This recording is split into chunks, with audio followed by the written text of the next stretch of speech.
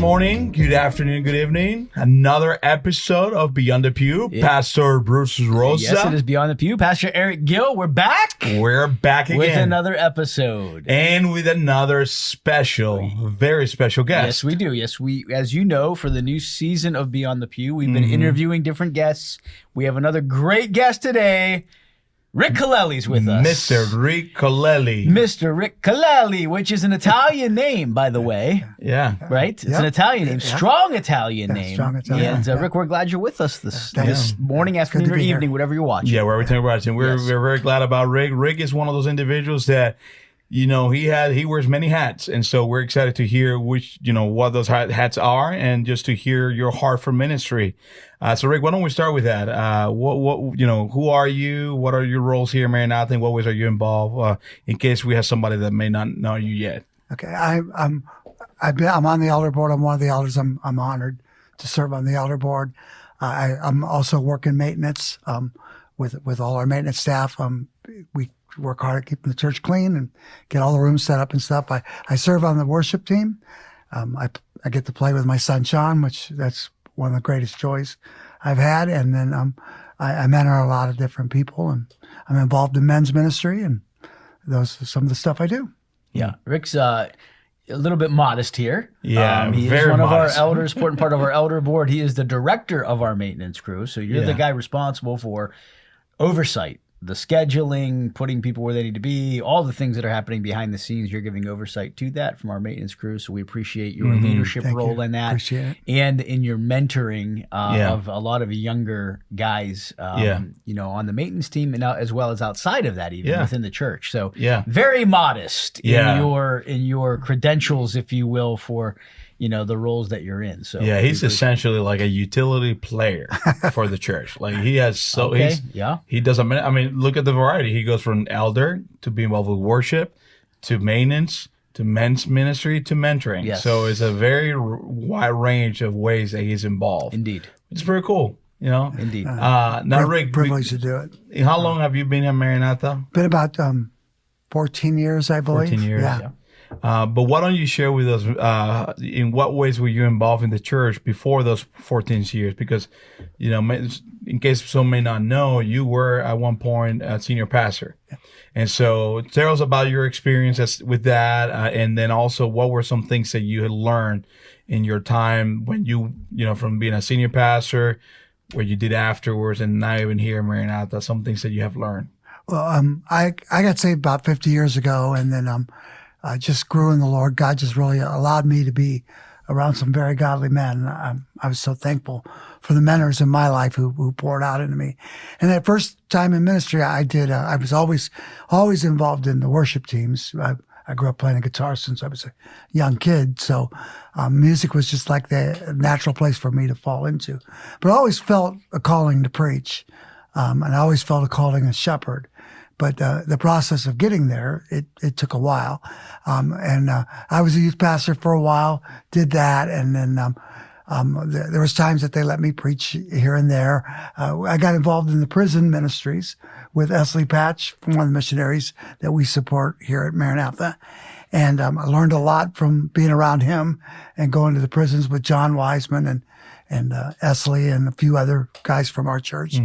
And then I ended up being under my father-in-law, who pastored a church in Wadsworth. He was there for 34 years as a pastor.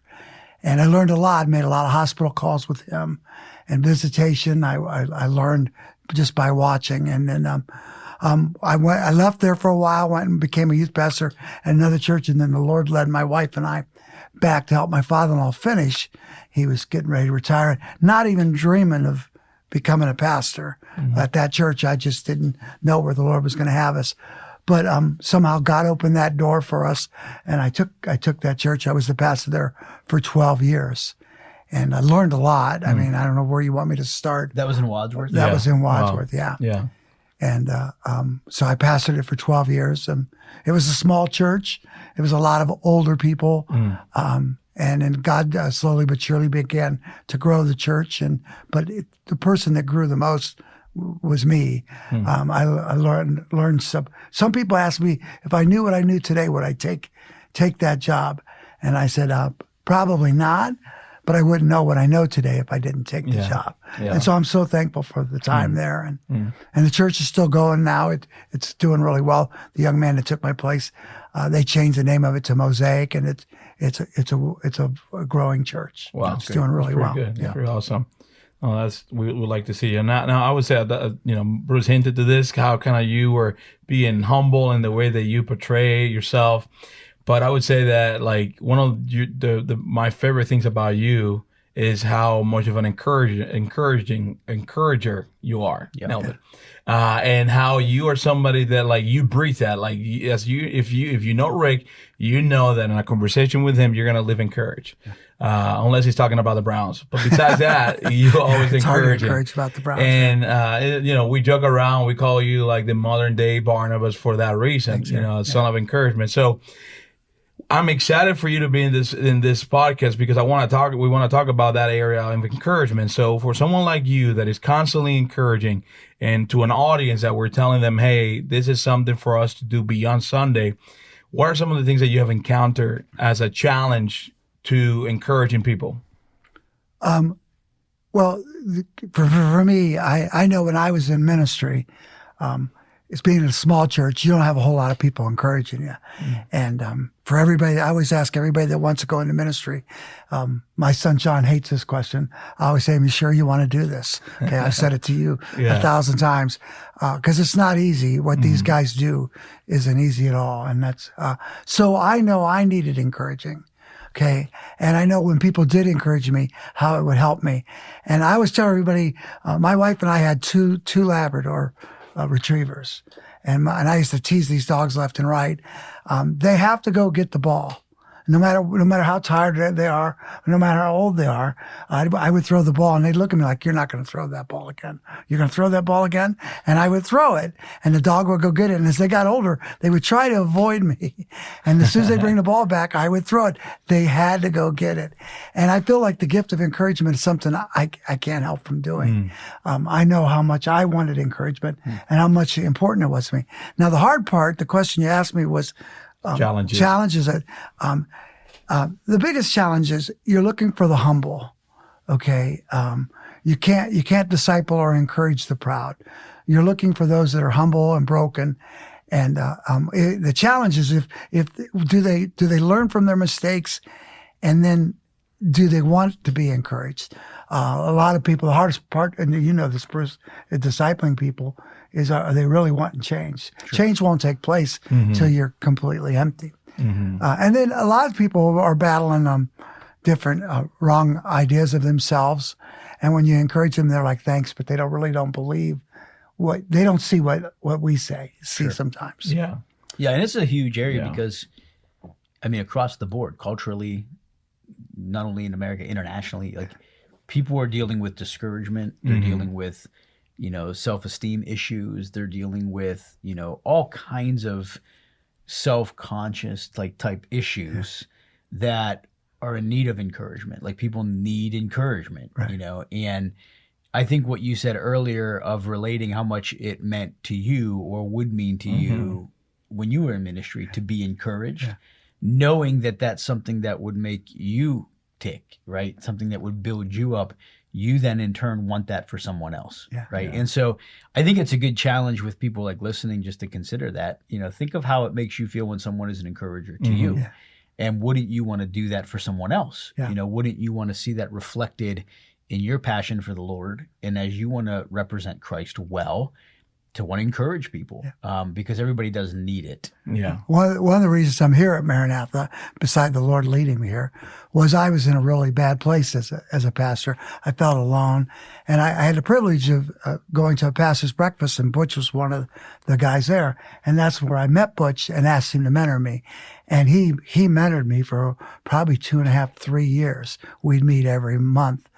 He was always faithful. I used to joke around with him. I said, "I know your church is really big. Shouldn't you be, out there?" He goes, "This is what I do, Rick. I mentor pastors." And it was Butch that encouraged me and kept me in ministry a lot. There was a couple other pastors around me that did the same thing, but Butch was a big influence of keeping me in ministry and helping me with the church. So that's I needed it. And I'm so thankful for Butch those times in my life. I would say, I would testify as a firsthand witness of your ability to be able to do that. Since I started Maranatha, you have been involved in my life in that way from day one as a mentor and someone who constantly is mentoring me or encouraging me and challenging me, even as a pastor. And it's something that like I know that I'm not alone on that. Yeah. So it's something certainly exciting. So clearly you're gifted in encouragement with the gifts of encouragement. But I think beyond that, your heart too will align with your giftedness and your ability to be able to do it well. What would be some practical ways, like if we have someone listening, maybe they're not gifted in encouragement, but nonetheless, they recognize that that's something that we all could do, we all should do, we should all be encouraging others. What would be some practical ways for them to be encouraging, to be intentional encouraging other individuals? Well, I know that when I was pastoring the church, and like I said, it was a lot of older people. God did bring younger people in, but there was a gentleman named Bob Combs. He always told me, we're one generation away of the church being extinct. And what I caught when I was pastoring, especially a lot of us older people, we hold on to things. This is my ministry, or this is my Sunday school class, or this is, but what's really important is that we encourage the next generation. It's our responsibility to give it to the next generation. And one of the things I would encourage people on is don't be afraid to give it away. Don't be afraid to give ministry away or whatever it is you think is so important. Because the more you give away, the more God gives more to you to do. I never dreamed I'd be at a church like Maranatha in my whole life, and I'm so thankful to be here. But I've learned that it's not mine, and we have to encourage the next generation. So is that kind of what you're asking me? Yeah. No, it's good. It's really good. I mean, I feel like that's something that, regardless of age or generation, there's a tendency for us to kind of hold on to what we think is ours. Yeah. As opposed to necessarily thinking about the next individual that's going to either take over or step in, or even, someone that can fill in when we're not able to do something. Our tendency sometimes is, this is mine, And so I think that's not just an older generation, it's every generation. Yeah. And I think too, like, it's interesting because like when you look at our world right now, our word does have a lot of things available for people to want and to desire. And so what you often find is that the reason why people are discouraged is because they see what the world has to offer, and yet they're not able to obtain those things. And though they start to compare, they start to feel bitter, they start to lose hope, and and we go on and on. And the power of encouragement is so special because someone like you can come and say, hey, don't be so distracted with what you don't have. Look at what you have. Yeah. And start counting your blessings, right? And that's just an example of ways that encouragement can change the perspective and the mood and even the purpose of someone's life as they're finding themselves dealing with discouragement. Right. Yeah. Yeah. So even with what the question as well, if there's people listening that are like, I would love to be an encourager to people, what would be something you would tell them practically they could do to encourage someone? Or how would you say, hey, start here, do this. If you want to be an encourager, start here. Well, Pastor Steve and I just went to lunch and we were just talking about this. It's real simple. Jesus said, all power has been given unto me, and he said he told us to go into all the world and do what? Make disciples, okay? And teaching them to observe everything that I have taught you. And he says, and I love this part, wherever you go, doing this, I'll be with you. Yeah. Okay. So it starts just getting in people's lives. Yeah. For me, it's kind of easy for me to get into people's lives. If you don't know by now, I'm an extrovert and, I'll talk your head off, but, we have to get in and listen to people's lives. Part of being a shepherd is getting in people's lives. Okay. A lot of times people that want to go into ministry, they think it's the glamour of being up on the stage, of preaching or that. But what really matters is people don't care what we know till they know how much we care. Mm-hmm. And when they know that you care, they're going to open up to you. And that's how I learned to get into people's lives. Listen to them, love them where they're at. And just try to encourage them to keep walking with Christ. Jesus said in Matthew 18 about restoring the person that has fallen. Our job is to go and get them. And if they repent, then we're to keep encouraging them. Come on, keep walking with the Lord. Keep walking with the Lord. Don't beat them up. we'll walk with the Lord. If they fall again, we're to go get them and encourage them. Come on, keep walking with the Lord. That's what people did for me. You know, when I prayed and received Christ as my Savior, I didn't go from being this horrible sinner to being this super saint. I had all kinds of struggles. I still have struggles. And it's, Bruce, you've encouraged me many times. Eric, you too. I mean, I can name a number of people at this church that's encouraged me in my tough times. And that's what we're called to do. Yeah. We're in this together. We're not against each other. We're all in this together. Yeah, I think an authentic love for people, right, is huge, which is what you're talking about. And I think sometimes we can be very negative about people, right? Or we could think the worst about someone rather than thinking the best about someone. I mean, a thought came to my mind. I've used this as an illustration before, but it's a known thing. I get frustrated when I'm in traffic. Like, I get frustrated with bad drivers, which I don't consider myself a bad driver, but people who are other people are bad drivers, right? So we were at a stoplight the one day. My daughter was in the back seat. I can't remember which daughter it was. She was very young, though, in her car seat. And the light turned green, and the car in front of me did not move. And I waited what seemed like a long time. It was probably like a second. And I said, "Go, it's green." Like, I yelled at the car in front of me from sitting in my seat. And my daughter in the back seat said, "Oh, Daddy, that's so nice of you to let them know it turned green." That was her response, was she thought I was trying to be encouraging and helpful because she thinks highly of her dad and thought, so nice of you. Yes. And so I said, "Oh yeah, honey, sometimes people don't see it, you know." But it was quite convicting because I was like, man, like, her initial inclination of me as her dad was that I would be an encourager to someone when there was a need there. But that doesn't come as natural encouragement as criticism, right? And so we can be very critical, not so much encouraging. But if we truly love people, like, hopefully our natural response to people is one of encouragement, not criticism. Right. Yeah. Right? And I think that's what marks your life. Yeah. That's what stands out about with your life is that you are a natural encourager to people. But not just natural in the sense that you desire to do that, but you also have worked on that. Like, you make it a point to do that. And like you said, because of some of the backdrop that you've had, that God's brought you through in ministry, that's at the front of your mind with people, and you do a real effective job of it. I mean, plenty of people would say that. So and keep doing that. Yeah, keep doing that. And I think too, like you have the fact that, like, to be able to encourage, to your point, Rick, you have to love people. You have to love people even more than yourself. And many times what happens is that we can get, and it's so easy. I'm guilty of this. I can get so caught up on myself, on where I am in life, on what I'm struggling with, on what I'm lacking, of what I'm not getting, that I'm missing that there are people sitting literally next to me that have it 10 times worse.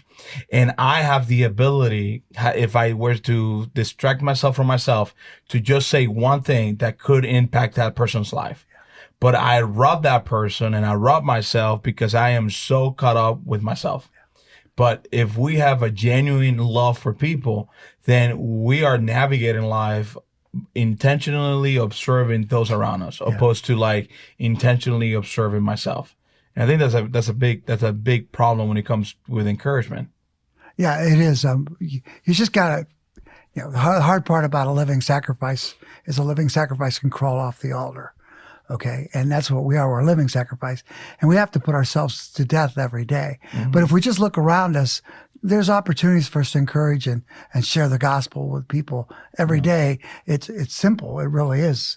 And the door will be open. But like you said, Eric, we have to get our eyes off of ourselves. And like, when you think of encouragement, like, it's not you're not necessarily talking about like a 20-minute conversation. And you say, hey, like, you saw somebody pick up a trash at the church and say, hey, you know what? That was, thank you for doing that, for taking care of our building. You said somebody holding the door, or what, it's just come and recognizing people and seeing where they're at and just intentionally making a comment to uplift them is key. It's key.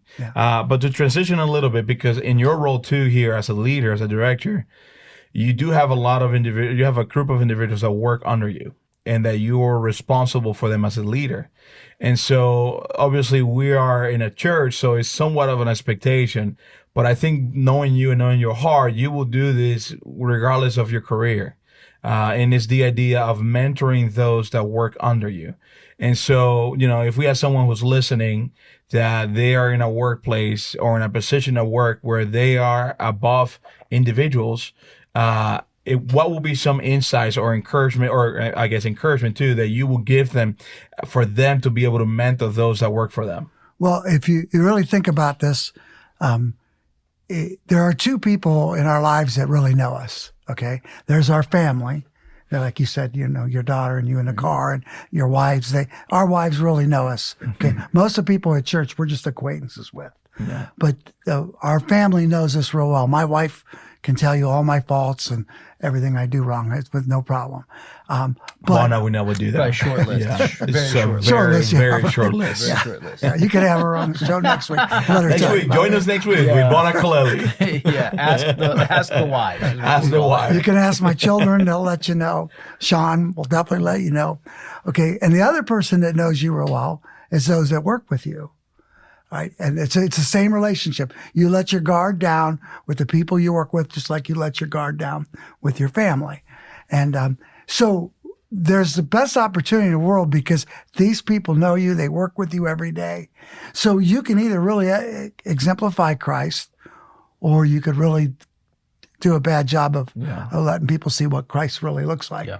And so I've always learned that with the people I work with, like the staff that I work with here at Maranatha, they're like brothers and sisters to me. I mean, I just love these people. We always joke around. We have our own Connect group here on Monday and Friday. Yep. And it's such a good group. And we're always encouraging each other. No matter what we're going through, we try to come alongside each other. But with the younger guys that the Lord has put in here, I really get excited about that. There's been a number of younger guys we've hired because you, Eric, you would give me a name and the person could get here. And it's funny, most of them are thinking about going into ministry.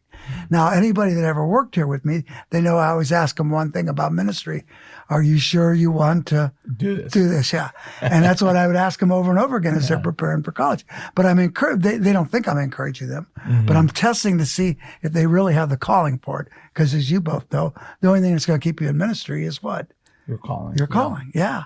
And so that's what I'm always looking for. But I'm always encouraging them. And so I've been blessed to have them type of guys work under me at the church, and I can pour out. And what I always, and you know this, Eric, I tell you this all the time, I always just tell them what I did wrong. Okay. And I said, just do the opposite. Here's what I did wrong.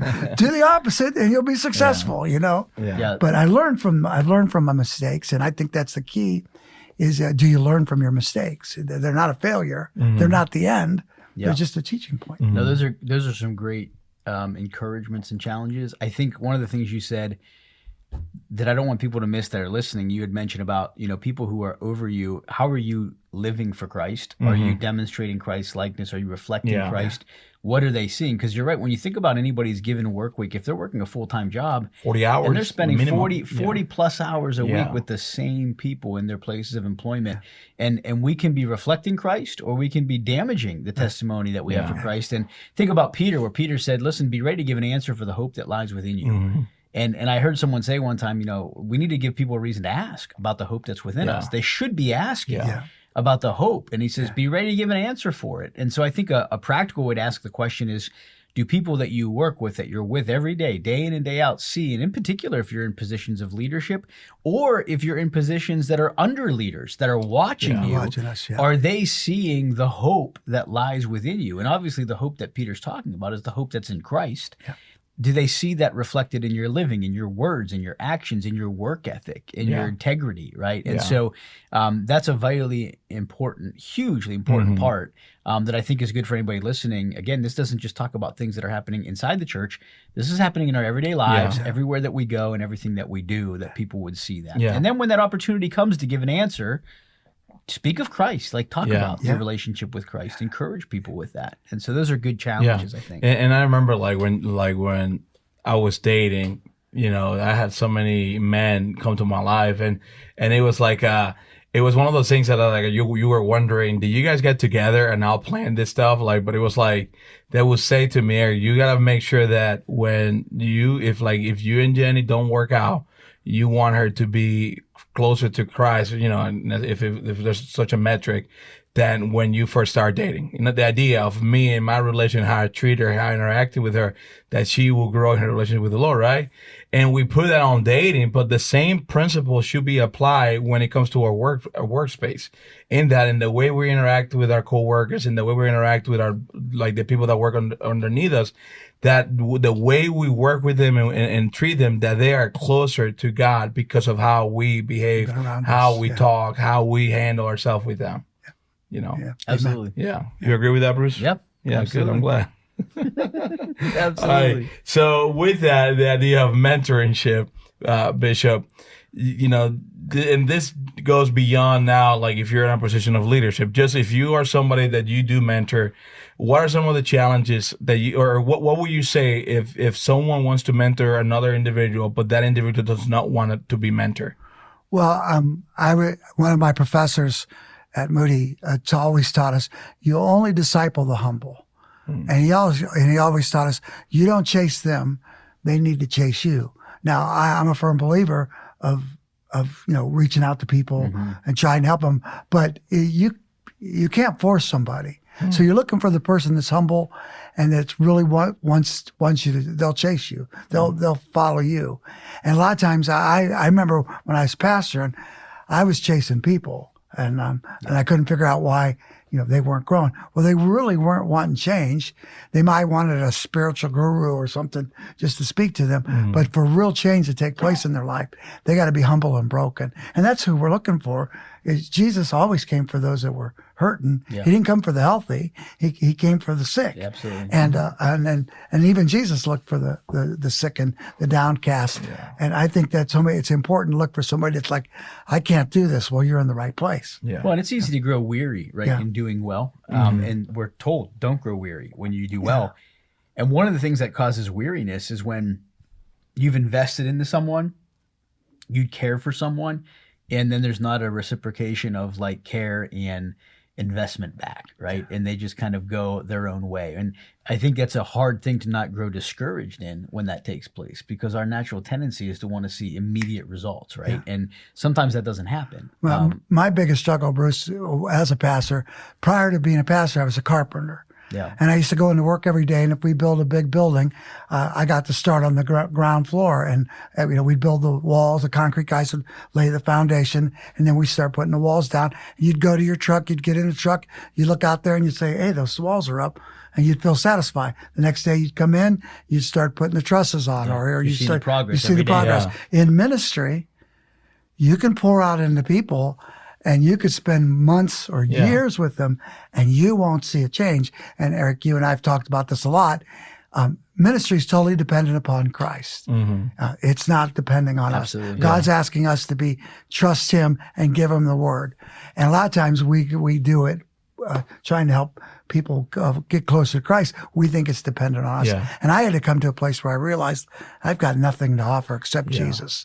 There's nothing in my ability but Christ. Now, the good news is Jesus came to seek and save that which is lost. Yeah. And I think for people listening, again, we've used the word encouragement a lot in this segment, but I would say an encouraging thing for them as well is if they are mentoring someone or they've been in a relationship with someone that they've invested into and they're not seeing that result, or they're seeing the opposite take place, again, don't grow weary in that. Be encouraged that it's not anything we can do. Christ has to give the increase, right? One plants, one waters, only He gives the increase. Yeah. But that should not be a discouraging factor from seeking to continue to encourage and mentor others. Because, we did some training recently in Mexico with some pastors that were down there. And after one of the training sessions, a pastor came up to me. He had been in ministry for 3 years. And he was a little bit discouraged. He said he wanted to find out, is it just him? Did he do something wrong? And he said, I've invested into someone in my church that I saw as a potential leader, and I've invested in them for quite some time.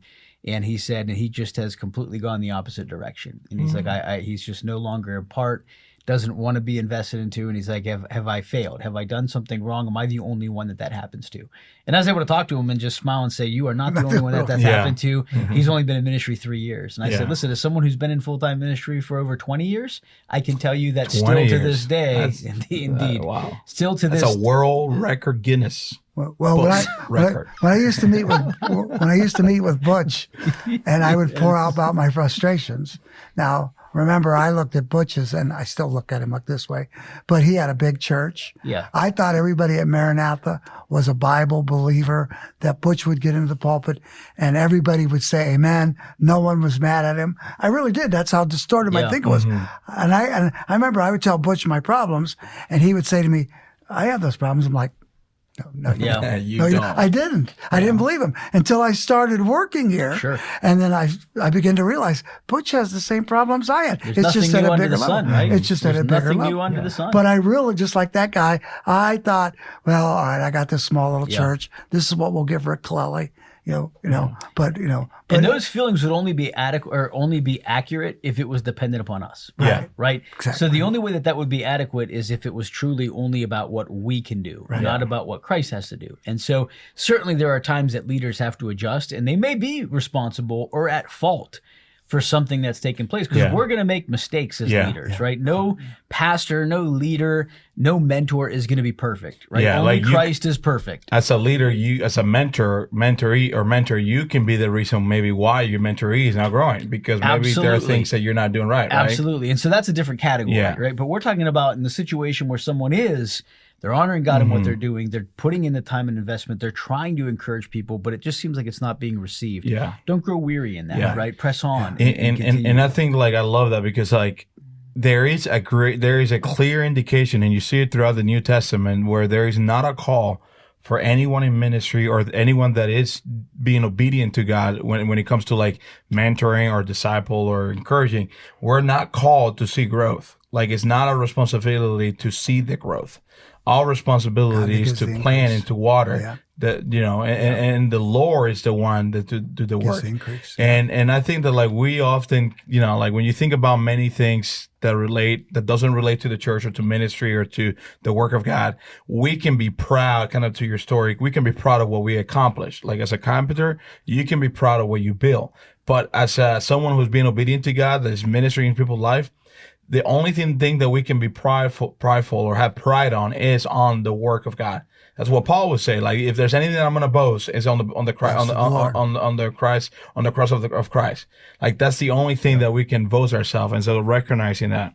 Now, Bishop, as we get into a point of wrap up, knowing your story, and you don't need to get into too much detail, but how would you encourage someone that is listening, that is either going through a hard time or has experienced a hard time? How will you encourage them to say to them, hey, those seasons of life, here's how you can utilize to also encourage other individuals that may find themselves in a similar situation? Well, the answer to your first question is, if you're going through that and you don't know what to do, you got to find somebody. It's not good to fight a battle alone. I know that sometimes I can think I'm a Lone Ranger, that but Lone Ranger need a Tonto, and we all need a friend. Okay, now you might be out there and you don't feel like you don't have a friend. You're all alone. Just pray and ask God to bring someone along in your life. Like I told you, it was Butch that came at the right time for me. And I'm so thankful for him in my life. And, again, I was scared to death meeting with him at first, because I thought he's going to find out all my weaknesses and that I'm really not qualified to do this. But he did not come across that way. He come along my side, encouraged me, and just kept on helping me do ministry. And then the second thing, if you're looking to help somebody, just take a good look around. Don't sit in the same pew every week. Don't go to the same ABF. Go ask Butch or you or one of the people in church, hey, is there anybody that I can mentor? And because there's plenty of people that, I know in men's ministry, we're looking always time for people to mentor someone. Absolutely. And I would say, to caveat off that, two things.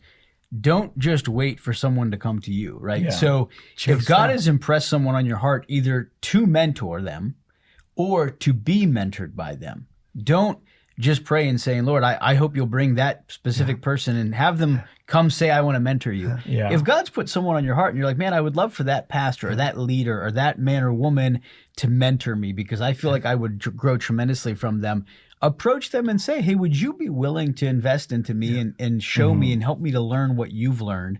Because most of the time, if they're people who are of the character and quality we're talking about, they're going to jump at that opportunity. Now, there are some situations where they're mentoring people already, and they may not have the time. Yeah. So it's not that they don't want to, but they already can fix doing with it. Somebody else, though. Absolutely. But I would just say not to be passive in it. Right. You know, be actively pursuing that.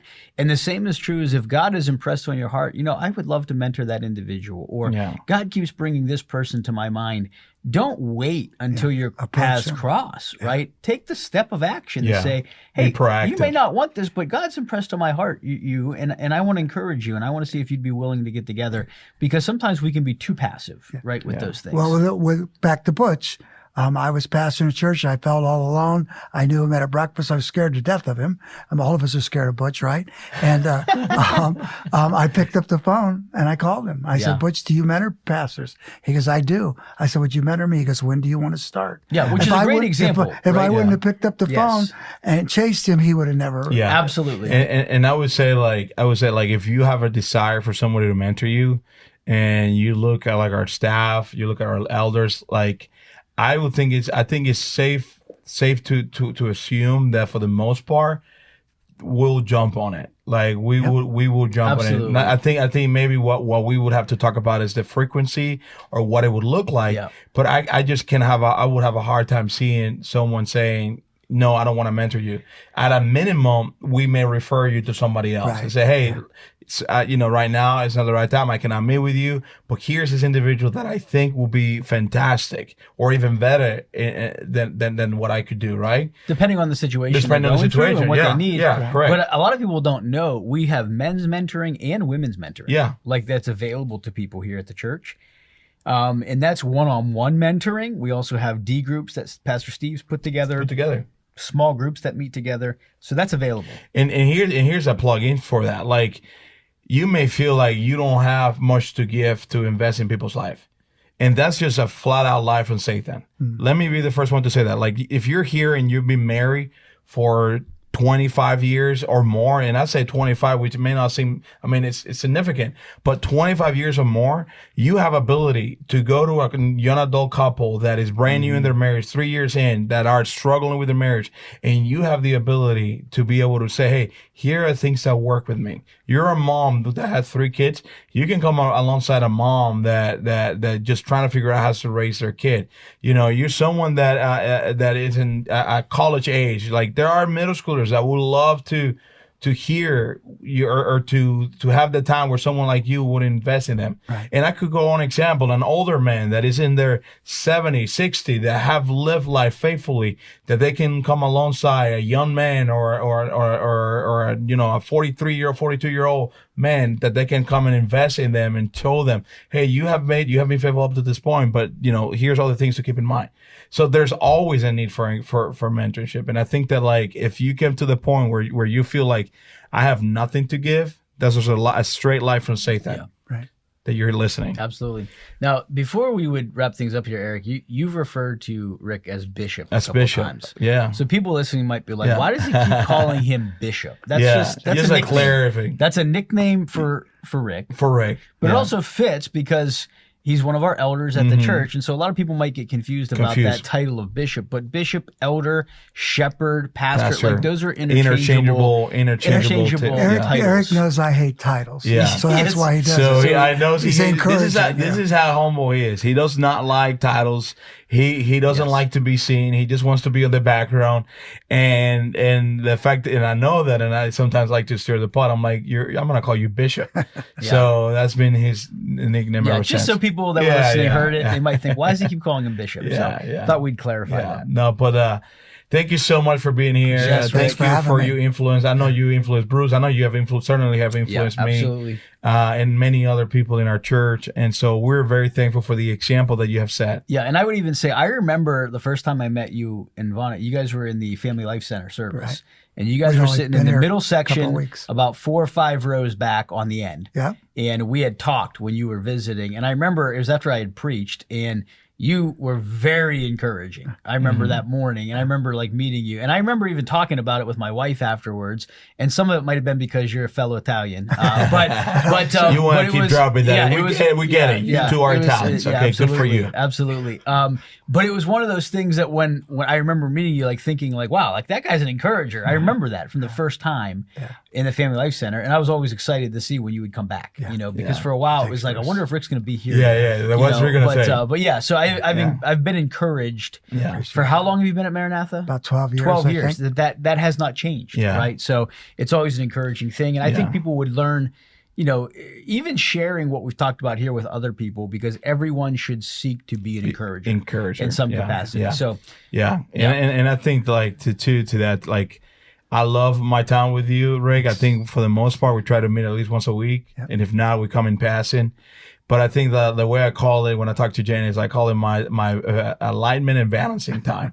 Like kind of when your car is starting to like lean one way when you're driving, and you have to take it to the shop. I feel like that's what happened with my life when I meet with you, because you do two things, and you do it. And I don't think I want to say you do it intentional, but it's you encourage me, but you also challenge me, which is what you want to see in mentorship. Like you want someone that will come to your life and iron sharpening iron, which hurts. It's painful, but it's needed. That's how you stay sharp, right?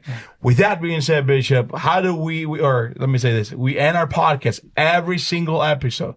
We are on a current streak right now that everybody has gotten right. We want to know is, do you know the question that we ask at the end of the podcast? We ask a question to the audience. I don't. Rick. It goes with the name. Let me give you a hint so that we don't lose the streak. It goes with our name, Beyond the Pew. What would be the question that we would ask that relates to our name as a podcast? Don't you're know. not going to get it. It's what does your life look like beyond the pew? Yeah. I'll always remember it now. Like beyond the pew was a good streak while it lasted. It was nice while it lasted. But that's okay. Yeah. We'll give another we're going to encourage you to remember next time we have you. We'll encourage you to remember. Yeah. Thank you so much for tuning in, guys. We'll see you next week. See you next week. Bye-bye.